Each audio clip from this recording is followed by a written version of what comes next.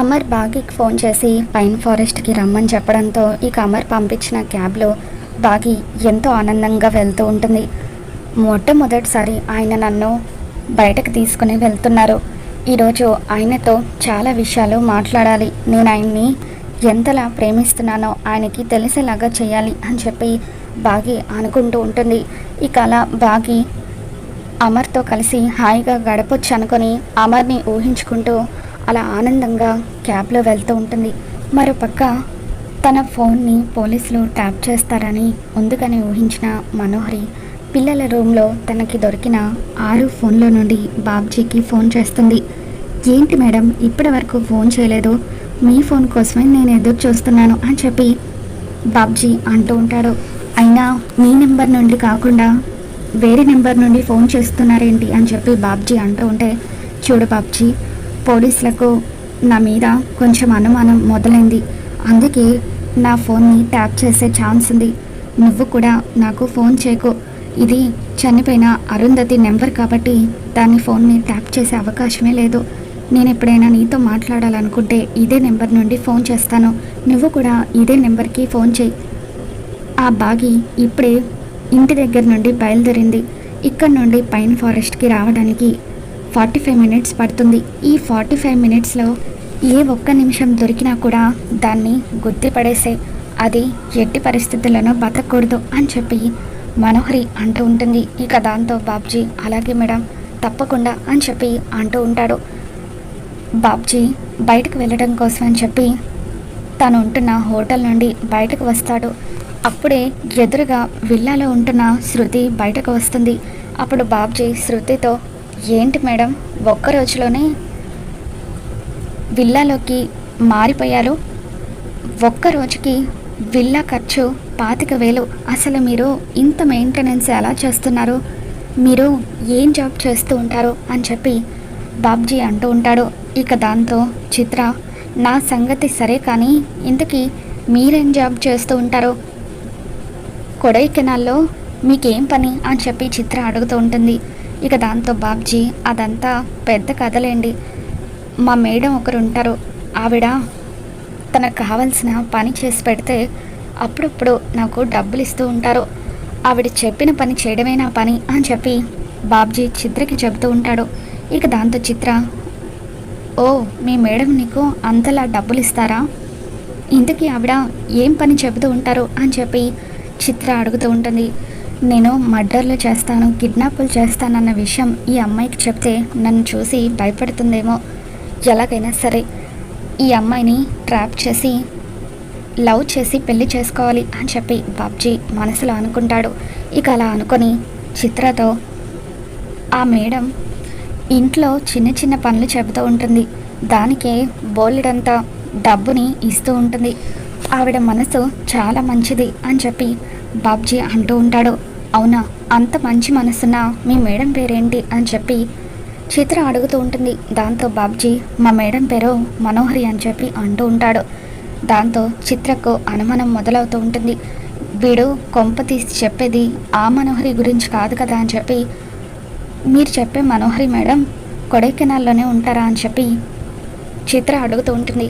ఇక దాంతో బాబ్జీ, లేదు లేదు, ఆవిడ హైదరాబాద్లో ఉంటారు, ఒక పెద్ద ఆర్మీ ఆఫీసర్ ఇంట్లో ఉంటారు అని చెప్పి బాబ్జీ మనోహరి గురించి డీటెయిల్స్ మొత్తం కూడా చిత్రకి చెబుతూ ఉంటాడు.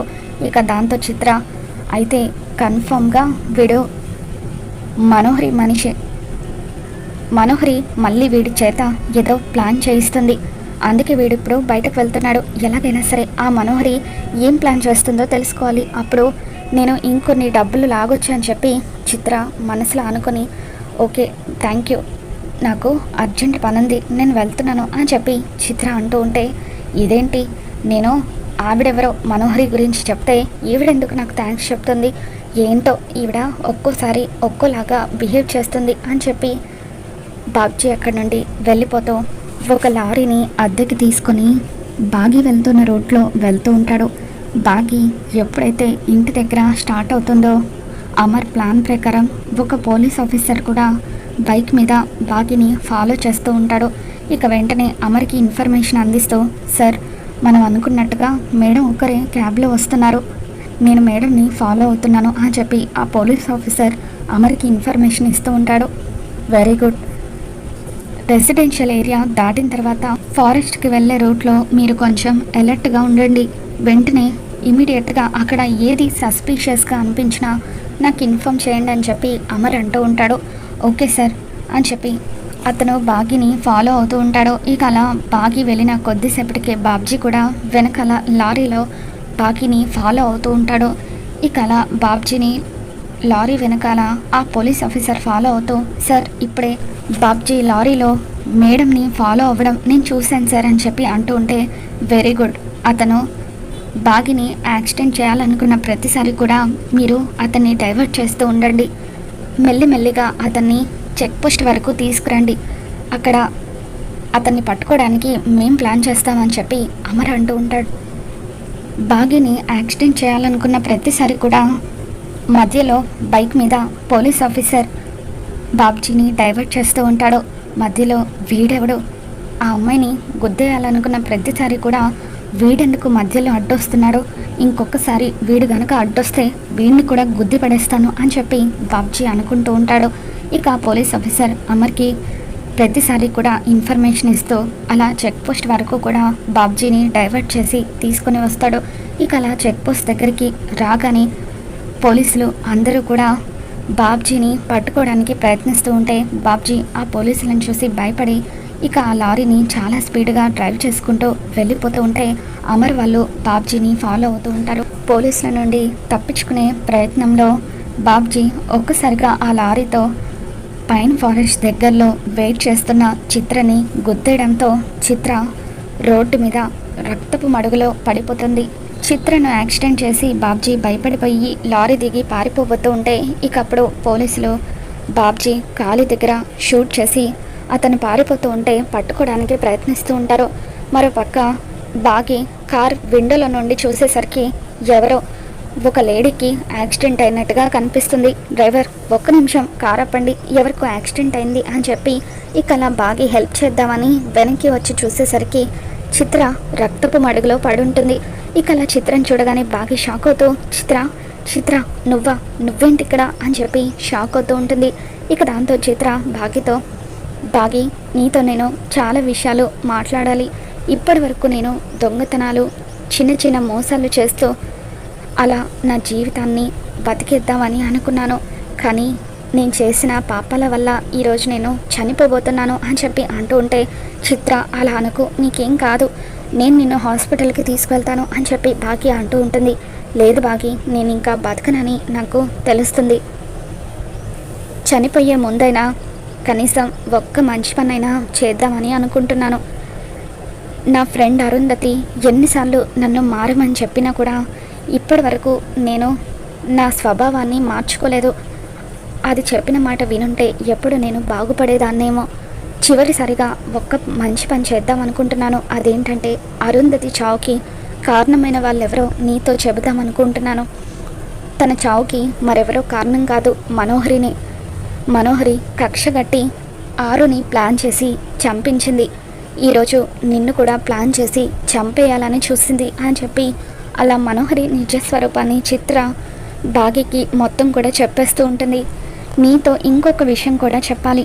మీ ఇంట్లో ఉంటున్న అనామిక మరెవరో కాదు, ఆరుని అని చెప్పి చిత్ర చెప్పడంతో ఇకప్పుడు బాగి ఒక్కసారిగా షాక్ అవుతూ ఉంటుంది. ఏంటి చిత్ర నువ్వు అనేది, అనామిక ఆరు అక్క ఎలా అవుతుంది అని చెప్పి అంటూ ఉంటే ఆరు ఆత్మ అనామిక శరీరంలోకి ప్రవేశించిన విషయం గురించి చిత్ర బాగీకి చెబుతూ ఇక చివరి శ్వాస విడుస్తుంది. చిత్ర చనిపోవడంతో ఇక బాగి ఒక్కసారిగా షాక్కి గురవుతుంది. అసలు అనామిక ఆరు అక్క ఇద్దరు ఒకటి అవ్వడం ఏంటి అని చెప్పి బాగి ఆలోచిస్తూ అనామిక పిల్లల మీద ప్రేమ చూపించడం, ఎన్నోసార్లు అది తన ఇల్లులాగా ఫీల్ అయ్యి అన్నీ తనకు తెలిసినట్టుగా ప్రవర్తించడం, ఇవన్నీ కూడా గుర్తు చేసుకొని చిత్ర చెప్పింది నిజమే అన్నమాట. చనిపోతున్న మనిషి ఎవరు కూడా అబద్ధం చెప్పరు. కాబట్టి తను చెప్పినట్టుగా నిజంగానే అనామిక ఆరు అక్క ఇద్దరు ఒకటే అని చెప్పి బాగి అనుకుంటూ ఉంటుంది. ఇక ఇంతలో అమర్ పరిగెత్తుకుంటూ అక్కడికి వచ్చి బాగి నీకేం కాలేదు కదా అని చెప్పి ఎంతగానో ఎమోషనల్ అవుతూ ఉంటే బాగి అమర్ని హగ్ చేసుకుని ఏడుస్తూ ఉంటుంది. ఏమండి నాకు ఏం కాలేదండి, కానీ పాపం చిత్ర చనిపోయింది అని చెప్పి బాగి అంటూ ఉంటుంది. తను చనిపోయే ముందు నీతో ఏమైనా మాట్లాడిందా అని చెప్పి అమర్ అంటూ ఉంటాడు. దాంతో మాట్లాడిందండి, ఆరు అక్క చావుకి మనోహరి కారణం అని చెప్పింది. అలాగే మన ఇంట్లో ఉంటున్న అనామిక ఆరు అక్క ఇద్దరు ఒకటే అని కూడా చెప్పింది అని బాగి చెప్పడంతో ఇకప్పుడు అమర్ ఒక్కసారిగా షాక్కి గురవుతూ ఉంటాడు. మరి రాబోతున్న ఎపిసోడ్లో ఏం జరగబోతుందో మళ్ళీ మన ఛానల్లో తెలుసుకుందాం. ఈ వీడియో మీకు నచ్చినట్లయితే ఒక లైక్ చేయండి.